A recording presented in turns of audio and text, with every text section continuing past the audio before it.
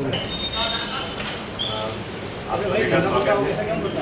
आप सबको पता है कि 20 तारीख की देर रात में जो बड़ा कब्रिस्तान है उसमें 2 कमरे के साथ छेड़खानी रात में की गई, जिसकी सूचना 22 रात में सूचना में तत्काल कोतवाली की टीम और CSP मौके पे पहुंचे थे।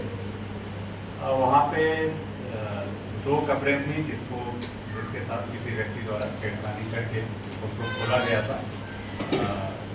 इस घटना पर से कोतवाली में एक धारा 301 BNS का प्रकरण पंजीबद्ध किया गया था।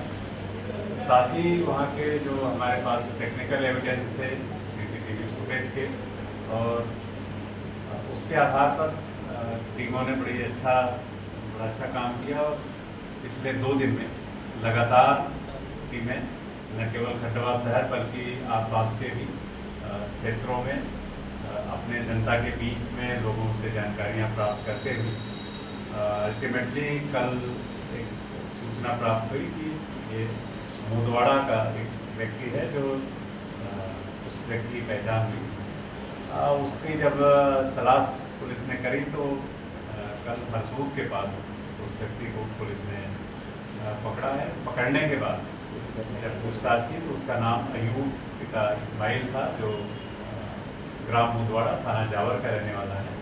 50 वर्ष उम्र है। और इस व्यक्ति ने न केवल 21 की रात की घटना को कबूला बल्कि 19 मई को बड़े कब्रिस्तान में और साथ ही सिहाड़ा में भी जो छोटा कब्रिस्तान है वहाँ पे भी इसके द्वारा कब्रों के साथ छेड़खानी की घटनाएं की गई।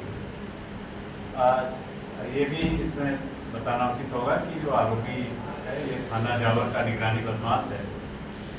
2008 से लेकर 2011 के समय में करीब 11 मामले इसके विरुद्ध दर्ज थे। इन प्रकरणों में इसके द्वारा 2 हत्या के मामले भी तो किए थे। इसमें से एक मामले में इसको आजीवन कारावास की सजा हुई थी और लगातार 13 वर्ष सजा काटने के बाद 15 मई को सेंट्रल जेल इंदौर से रिहा हुआ था।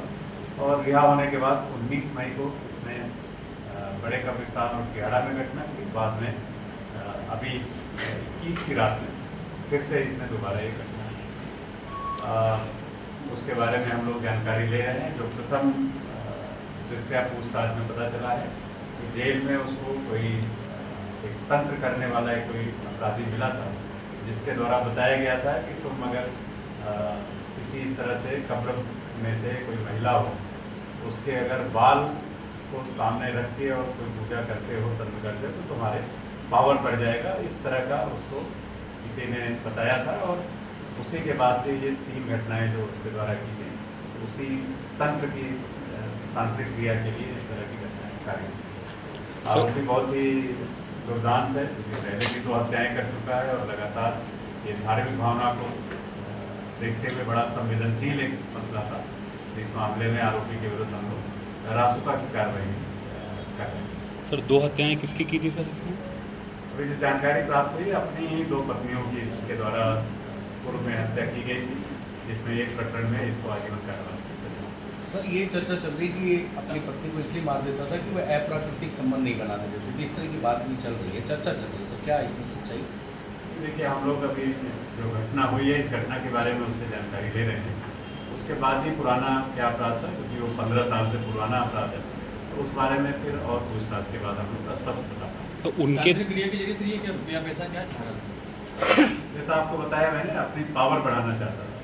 पावर होता है कि जिसमें वो चाहे रूहानी पावर कह सकते हैं या फिर वो अपनी जिस्मानी पावर, दोनों तरह की शक्तियों को बढ़ाते हैं। सर वो जो 2 मर्डर थे वो किस तरह के थे सर? मतलब कि उसका कोई तरीका इसी तरह का कोई विभत्स वाला था या किस तरह का था? कुछ पता कुछ उसके क्योंकि अभी हम लोगों का पहला जो फोकस था कि आरोपी से जो घटनाएं अभी तात्कालिक हुई हैं घटनाओं के बारे में, क्योंकि ऑलरेडी उसमें सजा हो गई है और पूर्व में जेल में भी बड़े लंबे समय तक रहा है, तो हम बाकी चीज़ों की भी जानकारी, पुराने अपराधों की, जेल में उसके जो कंडक्ट था उसके बारे में सब जानकारी।